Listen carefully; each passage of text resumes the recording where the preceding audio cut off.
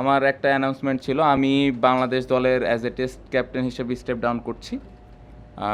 আমি টেস্ট ফরম্যাটে আর কন্টিনিউ করতে চাই না, এবং আমি একটা জিনিস একটু ক্লিয়ারলি সবাইকে মেসেজটা দিতে চাই, এটা কোনো পার্সোনাল কোনো কিছু না, ইটস টোটালি টিমের বেটারমেন্টের জন্যে এই ডিসিশানটা আমি নিয়েছি, এবং আমি মনে করি যে এটাতে টিমের ভালো কিছুই হবে। কারণ আমি এই ড্রেসিং রুমটাতে লাস্ট কয়েক বছর ধরে লম্বা সময় ধরে থাকার সুযোগ হয়েছে। আমি মনে করি যে 3টা ক্যাপ্টেন এই ড্রেসিং রুমে যৌক্তিক, এটা এক ব্যক্তিগত মতামত। ক্রিকেট বোর্ড হয়তো আলাদাভাবে চিন্তা করতে পারেন, এবং সেটার প্রতি পূর্ণ সম্মান আমার আছে।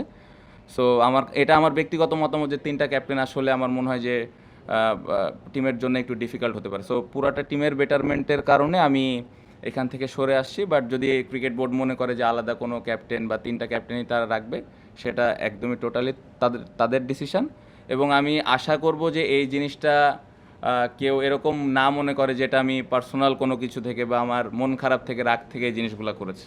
এটা আমি ক্লিয়ার করলাম, এটা জাস্ট বিকজ অফ টিমের বেটারমেন্টের কারণে, এবং এখানে কোনো পার্সোনাল কোনো কিছু নেই।